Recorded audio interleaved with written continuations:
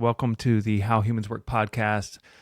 I am Jef Szi, and I'm here today to share with you some writing. I've been writing on Substack, and it's something that I've really been enjoying. It's complemented the editing and the conversations and the process of being a podcaster, which has been 5 years now. And that's amazing. And I want to start to make an effort to connect with the audience more in different forums than the interview and the sharing of the shows. So this is my first live, so here we are. And I wanted to bring the Substack piece I wrote this week, which is about Dick Cheney and about my feelings about Dick Cheney. So I'm just reading this. This is what I'm going to do. And I don't know if I'll see comments or what, but I'm going for it. Here we go. Remembering to Love and Dick Cheney, The Social Peril When Men Don't Bless. In the fall of 2006, I was spending the weekend at Cafe Gratitude's headquarters in San Francisco's Mission District. In addition to their healthy cafes offering live vegan foods, they offered spiritually oriented messages focused on gratitude. They also promoted conscious relationships of various kinds. This particular weekend, they were hosting a workshop on creating a better relationship with money, and I was there for it. During a partner breakout, I let the contempt I felt towards Dick Cheney be known to my conversation partner. She was an optimistic 20-something-year-old who was part of the workshop staff. A pained look of complex concern came across her face as I plainly told her that I look forward to the day that Dick Cheney would die. I can understand why it was hard for her to hear, but at the time, I felt consolation in his mortality. To my credit, Cheney earned the scorn I held for him. In 2006, America was 5 years into 2 different wars. The U.S. had preemptively invaded Iraq under false pretenses, and we were still suffering from our September 12th blind rage that brought us into Afghanistan. Both wars were going badly, not just for American troops and American treasury, but for the everyday people of those two historic lands. It was a mess, and I squarely held Dick Cheney's foreign policy efforts to blame. I remember feeling outraged by the calculating and heartless men at the top of the American government who played with lives like a deck of cards. History looks poorly on Cheney and his cadre. They dealt a bad hand to millions, and the comment sections on his death announcements reveal that many people have strong reaction to him. For my part, I found comfort in the thought that one day our world would carry on without him. Perhaps it was all I had in the mix of anger and powerlessness that I felt. To be clear, I am against political violence and against assassinations, but I'm also against instigating wars under false pretenses, and I'm for the wisdom of time and time's passages. Frankly, it's the most sensible posture to take. One of the benefits of time is that men with excessive hubris, greed, or callousness are, as we all are, limited by the passage of time. They are outlived. The cost of the Second Gulf War. Because of Dick Cheney and other neoconservatives, an enormous number of human lives were unfairly halted before their time. The estimates of excess deaths from the Second Gulf War in Iraq begin at 450,000 and rise to more than 1 million. To put that in perspective, that would be the decimation of all the people living in Wyoming in the year 2006 at least once, if not twice over. The calamitous choice to deceive America into the war is a costly one, and it is the worst thing that has happened to America in my lifetime by an order of magnitude. Cheney, George W. Bush, Donald Rumsfeld, and Paul Wolfowitz were war hawks. They were dressing up as patriots. Let's see, is that right? They leveraged American superpower position, deciding to burn lives and treasury while dressing up as patriots. In so doing, they reduced the possibilities of what America could become. It wasn't just stolen lives abroad and troops from home. It was stolen futures, stolen potential. By knowingly lying about weapons of mass destruction, Dick Cheney and his crew's choices cursed the lives of innocents in the line of fire, but also those not connected to the war. Through their deceit, they unleashed an era of blood and death, and they also wasted resources, neglecting investments that could have fostered a more beautiful, blessed world. Imagine what the estimated $5 trillion could have accomplished. As I write, it upsets me to recall the choices and the events. I understand why I carried a heavy dose of negativity toward Dick Cheney and team back then.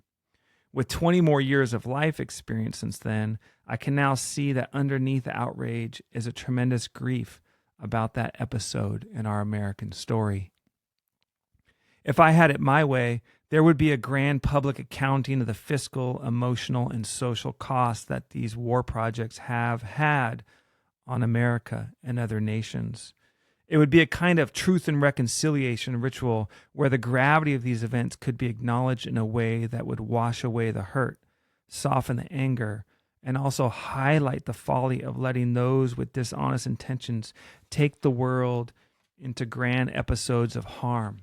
We'd light 1,000,000 candles along a river somewhere, sing songs of grief in English, Arabic, and Pashto, and vow to never let ourselves embark on such a tragedy again, if I had my way.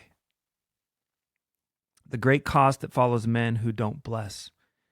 If I were talking to my younger self caught up in this anger over what Dick Cheney brought about in the 2000s, I'd get curious about the contempt and what it was protecting.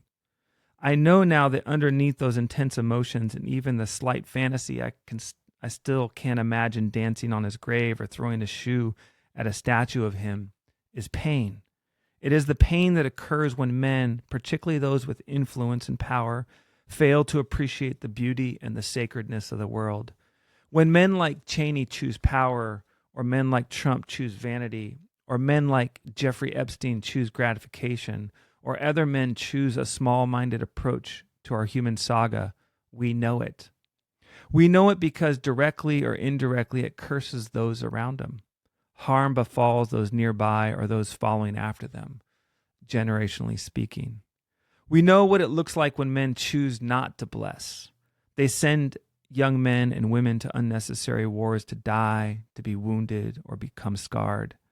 They sacrifice other people's well-being so they can have something they believe that belongs to them, regardless of the impact. Politically, they vilify others to enrich themselves, and they prioritize partisan power structures over the common good. We can see that the words off there, that's still going on in today's political discourse is riddled with curses, not only by men, but often by men. The cursing does continue. Not surprisingly, the current American president is incapable of genuinely blessing others.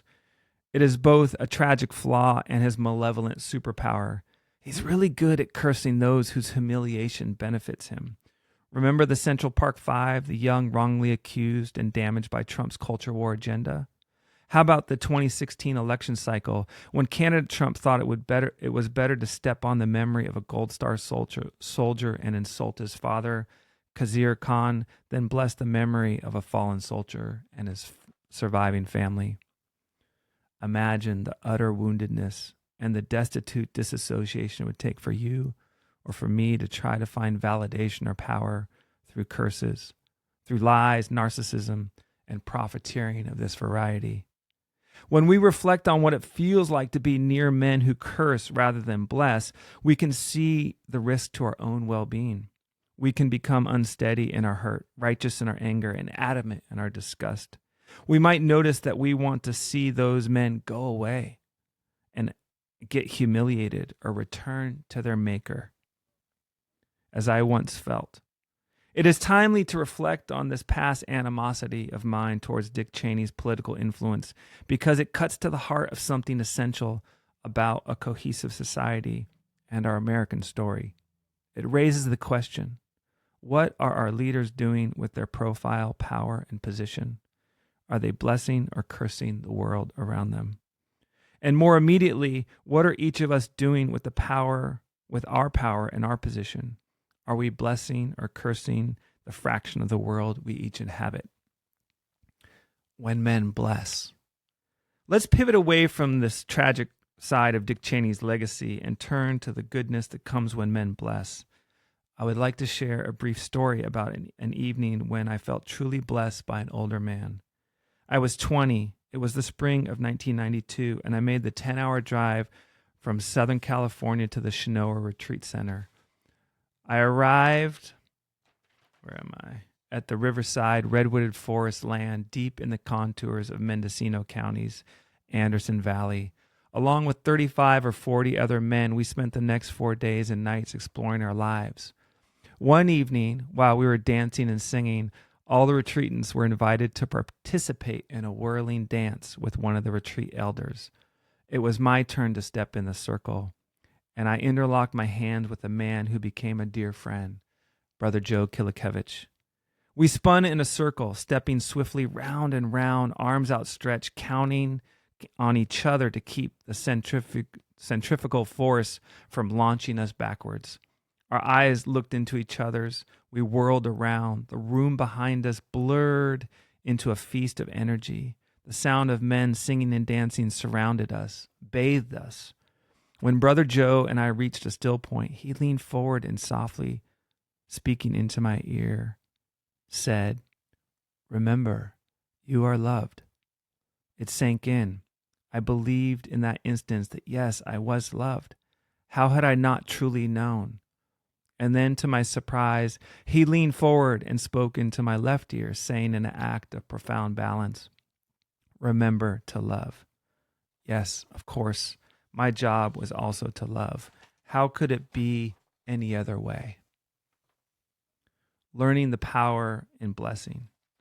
We should indulge ourselves and imagine for a moment that our country, especially the men of profile and influence, remembered again that their job is to bless life with a big-heartedness. Their job is to dance, to remember that they are loved, and to remember to love. Imagine if they could feel, if we could all feel these twin truths, that we are loved and we are here to love. Coleman Barks translated Rumi's poetry in a way that calls us to the blessing way of this kind of life. The stars made a circle, and in the center we danced. Maybe if we remembered the stars, if we remembered the center, and remembered the dance more often, then we could unsubscribe from the political theater of ally and enemy.